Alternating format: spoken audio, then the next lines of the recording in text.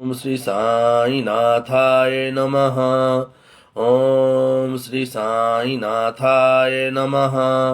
ओम श्री साई नाथाय नमः। जय श्री साई। हे साई प्रेमियों, मैं सत्यवीर वर्मा आप सभी को करबद्ध प्रणाम करता हूँ। जय श्री साई, जय श्री साई, जय श्री साई। आप मेरा प्रणाम स्वीकार करें। साई प्रेमियों, जैसा कि हम सब जानते हैं कि साईं बाबा का श्री साईं सरोवर का पठन वाचन करते हैं हम, और कल 21वीं हम जिज्ञासा पढ़ रहे थे, जिसमें हमने 21वीं में गाड़गिल दादा का पढ़ा, गंगागीर बाबा का पढ़ा। तो आज हम जो कि माँ यशोदा बाईजा माँ हैं, उनके विषय में पढ़ेंगे, हम उनके विषय में जानेंगे हम। तो पहले बाबा के मंत्र जाप से हम शुरू करते हैं। ओम श्री दत्तात्रेयाय विद्महे श्री अत्रिपुत्राय धीमहि तन्नो श्री दत्तः प्रचोदयात्। ओम श्री शिरडीवासाय विद्महे श्री सच्चिदानंदाय धीमहि तन्नो श्री साई प्रचोदयात्। ओम श्री मांदीवासाय विद्महे श्री सच्चिदानंदाय धीमहि तन्नो श्री बाबा कुलडानाथ महाराज प्रचोदयात्। ओम सूक्ष्म शरीराय विद्महे श्री कुलदेवताय धीमहि तन्नो श्री पितृ बाबा महाराज प्रचोदयात्। साईं प्रेमियों, श्री साईं सरोवर जिज्ञासा 21 का शुभ आरंभ करने से पहले हमारे लेखक महोदय भगवान के श्री चरणों में प्रार्थना रूपी ये श्रद्धा सुमन अर्पित करते हैं। जब भी हम कोई पठन वाचन करते हैं तो प्रभु का स्मरण करते हुए, उनसे आशीर्वाद की कामना करते हुए कि हमारा कार्य निर्विघ्न समाप्त हो, प्रभु हमारे घर में सदा मांगलिक कार्य करते रहें। इन्हीं भावनाओं से प्रभु की पूजा अर्चना की जाती है, तो प्रभु का आशीर्वाद मिले, बाबा की लीलाएं जन जन तक पहुँचें। ये श्री साईं सरोवर एक साधारण कोई किताब नहीं, ये एक बहुत बड़ा ग्रंथ है जो कि भक्ति का बीजारोपण यानी पहली सीढ़ी से लेके और सीढ़ी के अंतिम छोर तक पहुंचाना, ये बहुत बड़ी सीढ़ी का काम करता है। भक्ति, आध्यात्मिक, भौतिक, हर तरह का सुख कैसे मिलता है, ये उसकी एक कुंजी है। सफलता की जो कुंजी बोलते हैं, ये श्री साईं सरोवर है। ये कोई साधारण किताब नहीं है जो कि एक किताब की तरह पढ़ लिया, देख लिया। ये सफलता की कुंजी है। श्री लेखक महोदय ने पता नहीं कितने वर्षों की तपस्या के बाद ये हमारे लिए एक शॉर्टकट भक्ति का एक कुंजी हाथ में दे दी कि क्वेश्चन आएंगे और उन क्वेश्चनों का आंसर उन्होंने क्वेश्चन के साथ साथ हल करके भी दे दिया कि बड़े आसानी से इस भवसागर से पार होते जाएंगे अगर हम इसमें लिखे हुए आंसर पढ़ लें, याद कर लें और मनन कर लें, तो निसंदेह हम इस एग्ज़ाम में पास हो जाएंगे। ये बहुत बड़ी सफलता की कुंजी है। इसको साधारण किताब समझ के, या देखिए, मैं बार बार बोलता हूँ, मैं इस को पढ़ाने वाला कोई प्रोफेसर नहीं हूँ किसी कॉलेज का, या कोई मैं प्रोफेशनल कोई कथावाचक नहीं हूँ। मेरे को बाबा ने आज्ञा दी कि मैं ये ऑनलाइन आके पढ़ूँ। मैं मेरी कोई भक्ति का दिखावा या ढोंग नहीं कर रहा, मैं बाबा की आज्ञा का पालन कर रहा हूँ। जो आपके सामने मैं पढ़ता हूँ, अगर मेरे से कोई त्रुटि हो जाए तो मुझे आप और बाबा दोनों मेरे को क्षमा कर देना, क्योंकि मेरा ये प्रोफेशन नहीं है। फिर भी मैं पूरी पूरी कोशिश करता हूँ कि मैं न्याय करूँ, पढ़ते हुए इसके साथ जो मेरे को समझ में आता है मैं आपके साथ शेयर करूँ। मेरा इसके अलावा और कोई ध्येय नहीं है।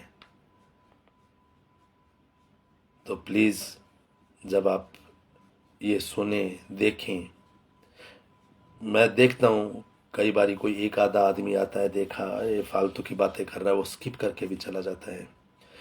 तो ये वो स्किप आप इस वीडियो को नहीं कर रहे हैं, आपको पता नहीं आपके कौन से क्वेश्चन का आंसर मिलना था, आपने उसको स्किप कर दिया है। इसलिए साईं भक्तों, ये बाबा की लीलाएं हैं। बाबा की लीलाएं भी उन्हीं कानों तक पहुंचेंगी जिन तक बाबा पहुंचाना चाहते हैं। चाहे मैं लाउड स्पीकर लेके मैं कितना ही गली गली जाके बाबा की चर्चाएं कर लूं, मगर जिन तक पहुंचनी है तो मैं बहुत धीरे धीरे भी बात करूंगा तो वो पहुंच जाएंगे। जिनको नहीं पहुंचानी, बाबा ने लीलाएं अपनी उनके कानों तक, तो चाहे मैं कितने ही लाउड स्पीकर लेके गली गली में बोलता रहूं, कुछ फर्क नहीं पड़ना। तो दोस्तों, अपनी श्री साईं सरोवर जिज्ञासा 21 शुरू करते हैं। आपको अच्छा लगे आप सुनो, आपको अच्छा ना लगे इसे स्किप कर दो। ओम श्री साई नाथाय नमः। श्री साई सरोवर ग्रंथ के प्रथम चरण की 21वीं जिज्ञासा का प्रारंभ करने से पहले गिरजानंदन गणपति जी को मैं नमस्कार करता हूँ। विद्या की देवी सरस्वती जी एवं माँ जगदम्बा को मैं नमस्कार करता हूँ।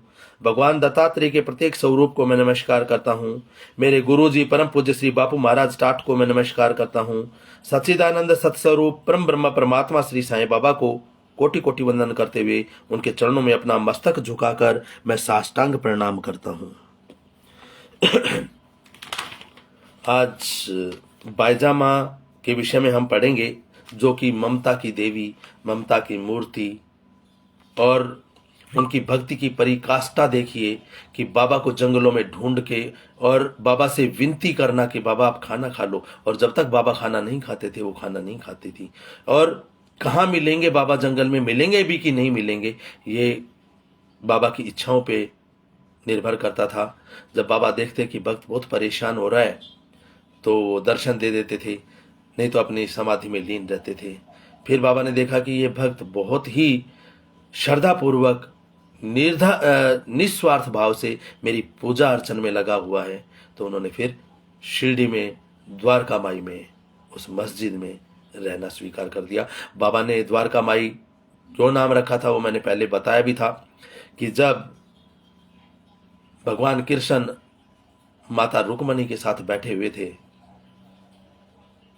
तो किसी बात पे कुछ चर्चा हुई, तो माता रुक्मणी पंढरपुर आ गई और उनसे ही मिलने के लिए जब भगवान द्वारका से चले तो ये वही मस्जिद थी जहां भगवान कृष्ण ने आराम किया था, तो बाबा ने उसका द्वारका माई नाम रख दिया।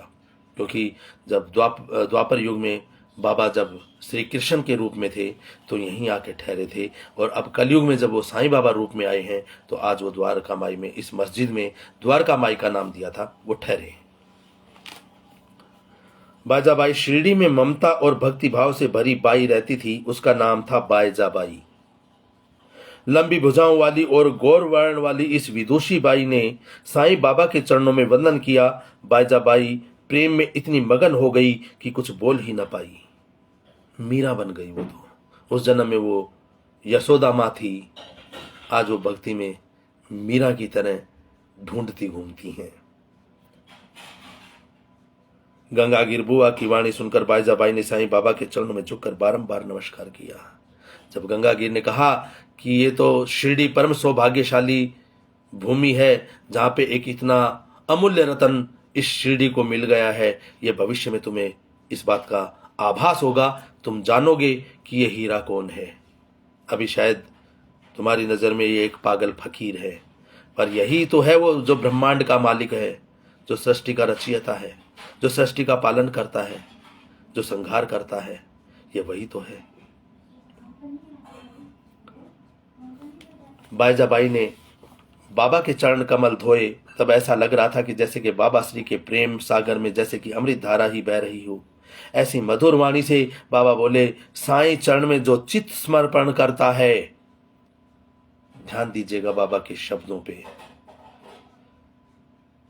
साईं चरण में जो चित्त समर्पण करता है, अपना दिल रख देता है, जो अपना समर्पण कर देता है, वह भक्त साईं बाबा को अधिक प्रिय है। बाबा ने कहा कि गृहस्थ आश्रम में भोजन तैयार करने में कुछ पाप दोष उत्पन्न होते हैं। अनाज को साफ करते वक्त कुछ सूक्ष्म बारीक जंतुओं की हिंसा हो जाती है, वो मर जाते हैं हमारे हाथ से। ना चाहते हुए भी हम जब चलते हैं तो कीट पतंगे, जब आग जलाते हैं तो कीट पतंगे उस आग के साथ जल जाते हैं। जब घर में हम झाड़ू पोछा करते हैं तो पता नहीं कितने कीट पतंगों का नाश हो जाता है ना। जब सफाई करते हैं, डस्टिंग करते हैं तो पता नहीं कितनी मकड़ियां मर जाती हैं, कितने जाले टूट जाते हैं, कितने घर उजड़ जाते हैं। तो वो बहुत पाप लगते हैं। उन पाप का प्रायश्चित 5 तरह के यज्ञ बताए गए हैं उनके प्रायश्चित के लिए। तो बाबा बता रहे हैं, बाबा ने कहा कि गृहस्थ आश्रम में भोजन तैयार करने में कुछ पाप दोष उत्पन्न होते हैं। अनाज को साफ करते वक्त कुछ सूक्ष्म बारीक जंतुओं की हिंसा हो जाती है, जिसे कंडनी पाप कहते हैं। जब चूल्हा जलाया जाता है तब लकड़ी में छिपे हुए अति सूक्ष्म जंतुओं की भी हिंसा होती है। इस पाप को चुल्ली पाप कहते हैं। चक्की में अनाज पीसते समय भी जंतुओं की हिंसा तो होती ही है, जिसे पैसणी पाप कहा जाता है। भोजन हेतु नदी, तालाब, कुएं से जल लाया जाता है, उस जल में सूक्ष्म जंतु होते हैं, उनकी हिंसा हो जाती है, उसे उदकुंभी पाप कहते हैं। जल से बर्तन धोना, कपड़े धोना, इन सबसे जीवों की हिंसा होती है। घर एवं आंगन में झाड़ू लगाने, दहलीज पर स्वास्तिक बनाते वक्त भी पाप होते ही रहते हैं। इस तरह के पाप को समार्जन पाप कहा जाता है। गृहस्थ आश्रम चलाने में ना चाहते पर भी पाप कर्म होते ही रहते हैं। इन पाप कर्म के प्रायश्चित हेतु गृहस्थी को नित्य विश्वदेव करना चाहिए। विश्वदेव अर्थात प्रथम अग्नि में होम करनी, अग्नि को भोजन कराना, इसके बाद अतिथि को भोजन कराना, भगवान को भोग लगाना और फिर स्वयं भोजन करना चाहिए। ये 5 तरह के पाप हैं, तो 5 तरह के यज्ञ भी बताए गए हैं। उनसे छुटकारा पाने के लिए बाबा ने बड़े सरल तरीके से, जो मैं अभी बोल रहा था ना कि ये एक साधारण किताब मत समझिए, ये सफलता की कुंजी है। अगर जिंदगी में इसमें जो लिखे शब्द हैं अपने लाइफ में इंप्लीमेंट कर लेते हैं, अपने व्यवहारिक जीवन में उन शब्दों को उतार लेते हैं, तो आपके कर्म बहुत अच्छे हो जाएंगे। हमारे कर्म, मैंने गलत बोल दिया, आपके, मुझे क्षमा करना, हमारे सबके कर्म बहुत अच्छे हो जाएंगे। ये नहीं है कि आप ही को इम्प्लीमेंट करना है और मैं पढ़ जाऊं, मेरे को भी इम्प्लीमेंट करना चाहिए।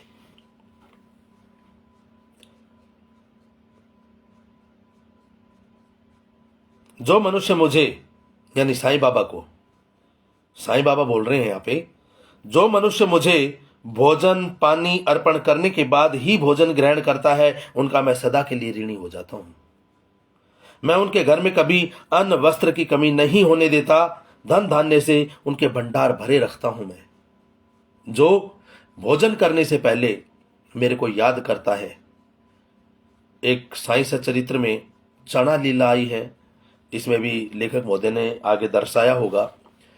रविवार का दिन होता है और हेमाड़ पंथ बैठे होते हैं, बाबा की चरण सेवा करने के लिए बैठे हैं।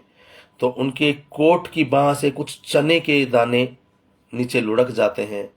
तब श्यामा जी कहते हैं कि ये चने के दाने कहाँ से आ गए। सबको हास्य का, विनोद करने का एक अवसर मिल गया। तो बाबा कहते हैं इसमें आश्चर्यचकित होने की कोई ज़रूरत नहीं है, इनको अकेले में खाने की आदत है। अब दाभोलकर जी कहते हैं कि बाबा आज तक मैंने किसी को उनका भाग दिए बिना मैंने कभी खाना नहीं खाया। मैं उनका भाग देके ही खाना खाता हूँ बाबा। और मैं बाजार की बात, तो मैं बाजार में गया ही नहीं, मैंने चने खरीदे नहीं, पता नहीं कहाँ से आ गए। तो बाबा ने कहा, उनका शंका का निवारण करा, क्या जब तुम्हारे पास कोई नहीं होता तुम किसी को खाना खिलाते हो? क्या तुम सोचते हो कि बाबा हमेशा हमारे साथ है? क्या मैं तुम्हारे साथ नहीं रहता? क्या खाने से पहले तुम मेरे को भोजन अर्पण करते हो? बाबा ने बड़ी सुंदर और व्यवहारिक एक हमें शिक्षा प्रदान करी दाभोलकर जी के द्वारा। तो इसी तरह बाबा कहते हैं जो मनुष्य मुझे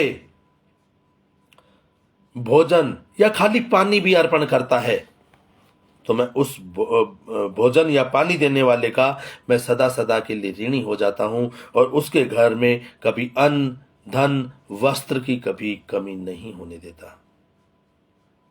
बाजाबाई नित्य बाबा को भोजन कराती थी। बाबा को भोजन करवाने के बाद ही वह भोजन करती थी। शुरू में जब बाबा प्रकट हुए थे तब नीम वृक्ष के नीचे ही बैठा करते थे। बाईजाबाई वहां भोजन लेकर पहुंच जाती थी। फिर बाबा ने द्वारका माई में आकर निवास किया तो बाईजाबाई द्वारका माई में भोजन ले आती थी। लेकिन उसके बाद बाबा ने बाईजाबाई की कसौटी लेना शुरू किया। कभी शिरडी की सीमा पर बैठ जाते, कभी इस दिशा में तो कभी उस दिशा में, कि देखता हूं कि ये मेरे को कितना प्यार करती है, कितना प्रेम करती है।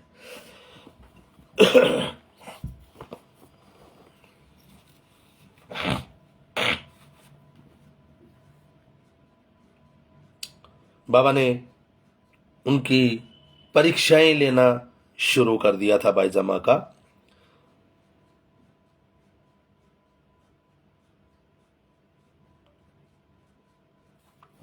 क्या कभी शिरडी की इस सीमा पर जाकर बैठ जाते, कभी इस दिशा में तो कभी उस दिशा में। बाईजाबाई भोजन लेकर साईं को ढूंढती रहती थी। ठंड के दिन हो या गर्मी के दिन, बारिश ही क्यों ना आ रही हो, बाईजाबाई साईं को भोजन कराने के लिए साईं साईं पुकारती हुई ढूंढा करती थी। पागलों की तरह मां अपने बेटे को, देखिए भक्ति साक्षात परम ब्रह्म,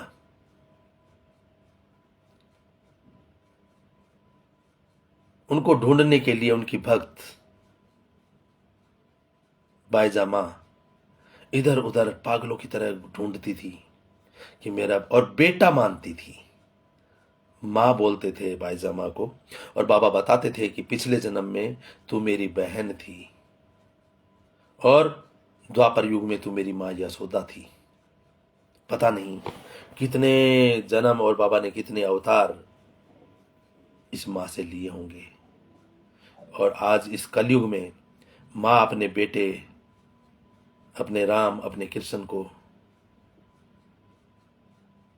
अपने साईं को जंगलों में, कोई एड्रेस नहीं मालूम, ढूंढना। कभी कभी तो जब वो सवेरे 11, सवा 11, साढ़े 11 बजे के आसपास खाना लेके निकलती थी, 4 बज जाते थे ढूंढते ढूंढते, पागलों की तरह ढूंढती रहती थी। मैं आपको ये टाइम कैसे बता रहा हूं, क्योंकि बाबा नहीं मिलते थे और इनके विषय में मैंने सुना है कुछ। मैं इनके परिवार वालों से तो नहीं मिला बाईजामा के, पर लोगों से सुना है मैंने ऐसा, ये ढूंढती रहती थी, ढूंढती रहती थी, ढूंढती रहती थी। कई बार तो शाम हो जाती थी। तब बाबा कहते भी थे कि तू क्यों सवेरे से शाम तक ढूंढती रहती है, मैं नहीं खाऊंगा। पर बिगर खिलाई ये तो खाती नहीं थी, व्रत ले रखा था। तो बाईजामा ढूंढती रहती थी बाबा को।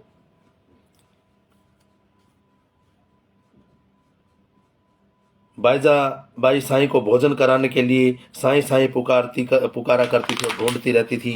जंगल, कांटे, कंकर, पत्थर आदि की परवाह किए बगैर साईं को ढूंढने बाईजाबाई निकल पड़ती थी। जब मेरा साईं नहीं खाएगा मैं भी नहीं खा सकती।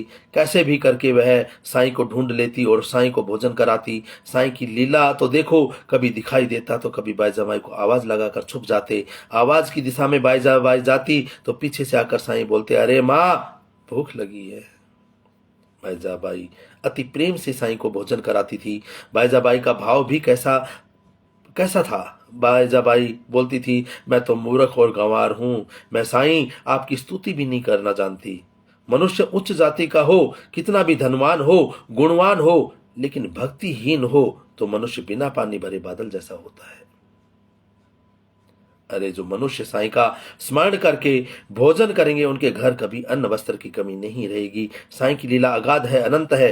इति श्री भगवान श्री साईं बाबा प्रेरित दासानुदास सेवक मगन लाल विरचित श्री साईं सरोवर ग्रंथ मध्य प्रथम चरण गाड़गिल दादा कुंभ मेला देवीदास महाराज गोली बुआ गंगागिर महाराज बाईजाबाई नाम की जिज्ञासा 21वीं पूर्ण। श्री सदगुरु साईनाथन वस्तु शुभम भवतु। ओम साई राम। जहां असीम श्रद्धा है वहां मेरा निवास है, बाबा ने कहा है। सबका मालिक एक। साई प्रेमियों, कल हम जिज्ञासा 22वीं का पठन वाचन करेंगे और जानने की कोशिश करेंगे कि लेखक महोदय ने किस तरह से जिज्ञासा 22 को बताया है। इसमें बड़े सुंदर तरीके से, बहुत अच्छी है, कल पूरी की पूरी पढ़ेंगे, ये बहुत सुंदर है। तो अब बाबा की आरती करते हैं। जय श्री साईं।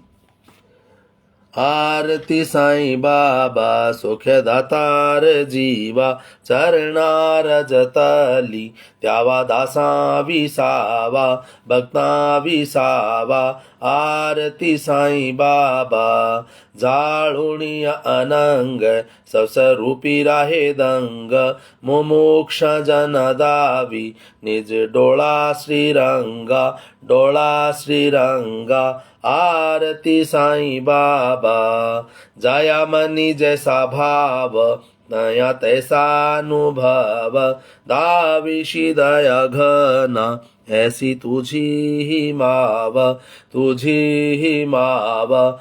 आरती साईं बाबा तुमचे नाम ध्याता हरि संश्रुति व्यथा अगाध तव करणी मार्ग दाविशिया नाथा दाविशिया नाथा। आरती साईं बाबा कलयुगी अवतार सगुण ब्रह्म संचार अवतीर्ण झाला से स्वामी दत्तः दिगंबर दत्तः दिगंबर। आरती साईं बाबा 8 दिवसा गुरुवारी भक्त करी ती वारी प्रभु पद पाहवया भव भय निवारी भय निवारी। आरती साईं बाबा माझा निज द्रव्य ठेवा तब चरण रज सेवा मागणेची आता तुमा देवाधिदेवा देवाधिदेवा।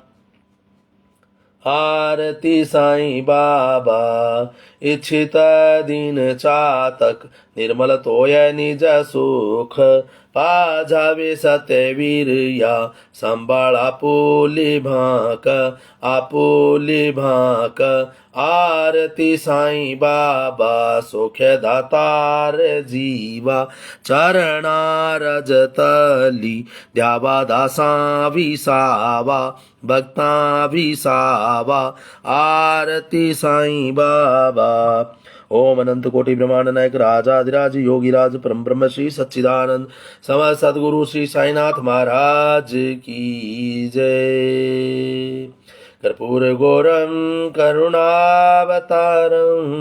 संसार सारम भुजगेन्द्रहारम सदा वसंतं हृदयारविंदे भवं भवानी सहितं नमामि भवं भवानी सहितं नमामि। जय श्री साईं जय श्री साईं जय श्री साईं। हे साईनाथ, आप सब पर अपनी कृपा बरसाते रहना।